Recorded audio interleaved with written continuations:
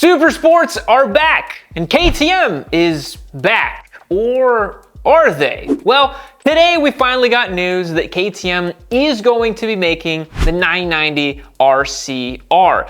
I was kind of worried this bike wasn't gonna happen. This was one of those will they, won't they? KTM had all their financial troubles, but now they're coming in at a pretty decent price point with a 4-year warranty and splitting the difference, in my opinion, between something like the Yamaha R9 and the Panigale V2. So let's start talking about the most obvious part of the bike, the design. So I'm looking at the bike here, and proportionally, the front half of it looks really good. I think it's got a really sharp nose, fun looking lines, great KTM design language.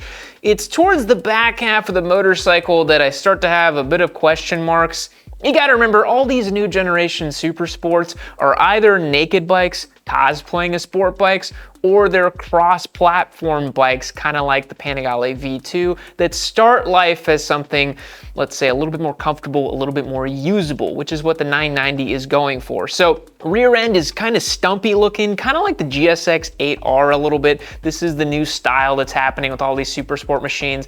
I'm not that fond of it. I mean, as you look at this pinnacle of super sport design right next to me, the Daytona 675R, you can see the beautiful sculpted tail towards the rear end. These stumpy tails kind of remind me of a misshapen dog that's been bred down to a certain size and pedigree, kind of like a French bulldog, where you're like, that thing probably shouldn't exist. Looking a little bit more at the frame here, and that reminds me a lot of the Duke 990's frame. This motorcycle obviously shares a ton with the Duke 990. Now the frame, we don't know if it's going to be exactly like the Duke 990's. It may be doing a bit of a party trick like the Yamaha R9, where it obviously is going to be using the same engine mounting points, but on a more bespoke frame with more racy geometry. So we haven't quite figured that out just yet. The other thing I'm seeing on here as well is Brembo high pure calipers. That is pretty high spec stuff for a middleweight sport bike. That's the type of calipers we're only seeing on flagship Panigale models from Ducati. I have not seen this caliper on anything else yet, so that's a pretty big plus. Looking at the dash of the machine, obviously the first call out point is this astronomical 8.8-inch ultra widescreen TFT display with an anti-glare system. Now, I talk a lot about TFTs on this channel. Some of you think that I'm just like an overgrown iPad kid, as I'm literally holding an iPad. Funny how that works. But I think this is one of the more successful kind of ultra widescreen displays that I've seen on a motorcycle in recent years. This is giving you a lot of information, but it's obviously very track oriented. So gear position indicator is gigantic right in the middle of the motorcycle. That's where you want it on a track bike. I often find myself on track, like I glance over just to double check what gear I'm in if I'm on a hot lap on a bike that I haven't ridden that much. Other information you can see here is split screen. You see another number off to the left over here. I'm not really sure what that number 1 is versus the neutral that's giant on the screen. You have speed, you have RPM. I don't know if they're doing a Triumph thing where the RPMs come at you or if it's gonna be on one side versus another side. If you unlock the track mode on this machine, you pay extra for that. I'm sure you get advanced telemetry on board the machine right there. But you gotta keep in mind, this is designed as a road first track product. I know that sounds a little confusing, but it's kind of like the R9 and the Panigale V2, where they're pretty much targeting people who want a fun, sporty street bike that's a little bit more comfortable. And that's the other two things I noticed with this motorcycle. We have clip-ons that are underneath the triple tree. So that's great. That's just like the R9, where you can actually dial them in terms of its angle, the length, the size, the shape of it. That's how sport bikes should be. And you see that they kind of curve upwards a little bit. I really like that format because then you don't have to swap out the whole triple tree. You can actually change them out relatively easily. The new Panigale V2 does not have that. The motorcycle has. Actually, it's all integrated into one thing, which does make it a little bit harder. You can see here on as well, you have the cruise control module, clearly telling you this is a highly road-oriented model, a quick mode selector over here, a generous looking master cylinder provided by Brembo. I bet you this thing has really good stopping power. You see as well, quick adjustable suspension, no tools required, a 30-way adjustable system on this WP Apex suspension fork on this KTM 990 RCR.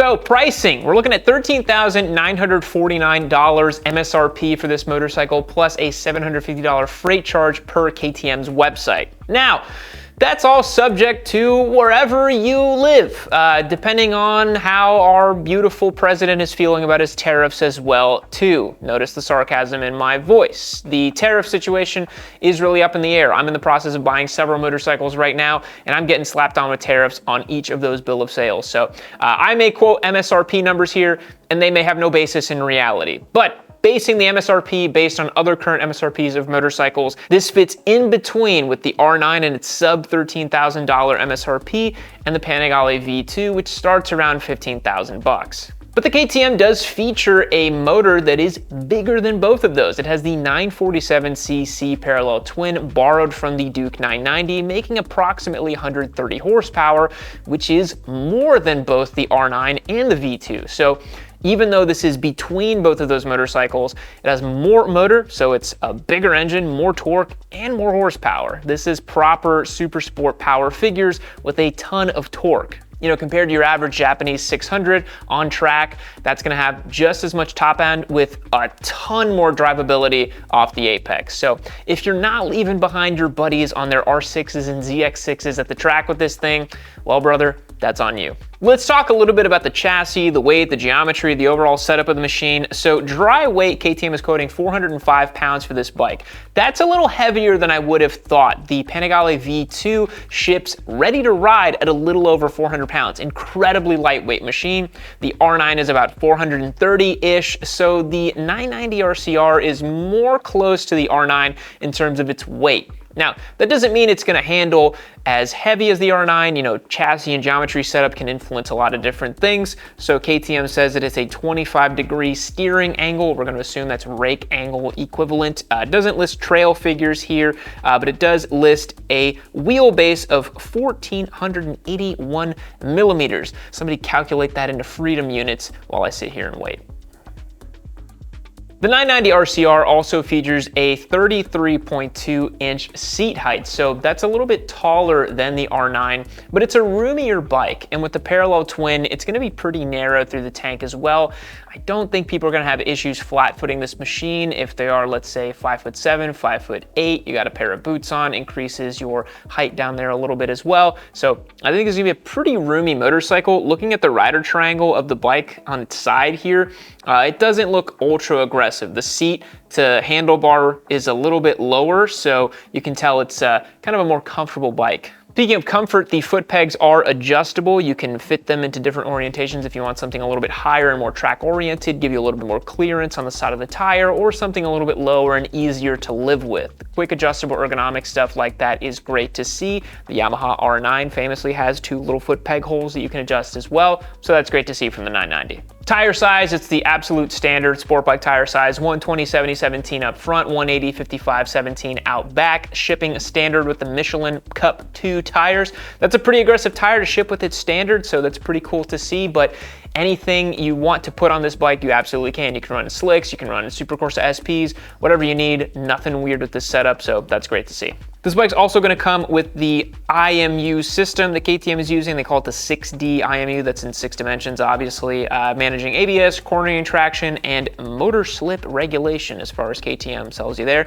Different ride modes is rain, street, sport, and custom. You have a couple different track modes and accessories you can fit with this thing. So it's pretty cool that this machine is actually going to be featured in the flesh here pretty soon. This is adding legitimacy to this new generation super sport category that is less concerned with outright performance and homologation rule following, and more concerned with building fun sport bikes that people want to buy. That was the whole impetus whenever the rules started changing for next gen super sport. We now have an 890cc triple, an 890cc V twin, and a 947cc parallel twin, all making somewhere between 120 to 130 horsepower, which begs the question, and I know what you're saying, yeah, Where is Triumph on this? How can Triumph enter this game as I sit next to my beautiful Daytona 675? Well, it's not so beautiful. It's seen quite a few crashes over its lifetime, but I really think the market is completely primed for Daytona to either re-release the 765cc mill into a Daytona and just put on some new cool looking fairings. That would be the easiest thing for them to do. Or I guess if they wanted to bastardize it, they make the new 800cc motor from the Triumph Sport 800 into a sort of sport bike model. I also think that Kawasaki is primed decently well to enter this category with maybe a new engine, a different configuration. Suzuki could enter it with 750cc Gixxer motors. I mean, there's a lot going on in this category, and it's just really cool that, like, you know, super sports have not died. They've just simply evolved and changed a little bit, and now we have 3 very solid entrants into this category, and I personally cannot wait to get a 990 RCR if they do come available. A 4-year warranty is pretty cool. I do have some reliability concerns about KTM. I hear nothing but bad things about them, like brake switches failing and camshafts and other random stuff.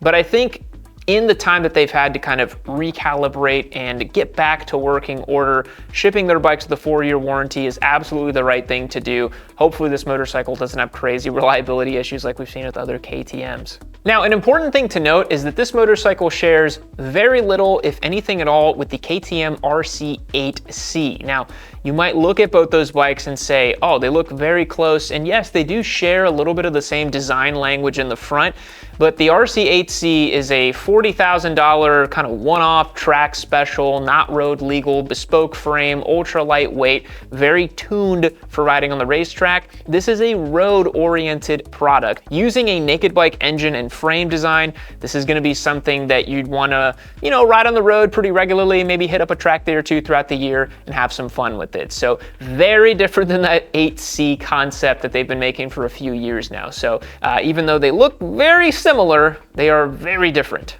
So what do you guys think? Should I pick one up in 2026 as a giveaway motorcycle? You know, I love the fun middleweight sport bikes. I feel like we've done like 9 different middleweight sport bikes in the last 2 years, so maybe we skip this one for 2026. Let me know if this is something you guys want to see. I'm pretty excited about this motorcycle, especially now that I've had experience with the V2 and the R9 hands-on, on-road, and on-track. This would be the last one to pick up and try out and get experience with and be able to talk about this category from the first-hand experience. So let me know down below. Appreciate you checking out today's video. We'll catch you in the next one. See you later.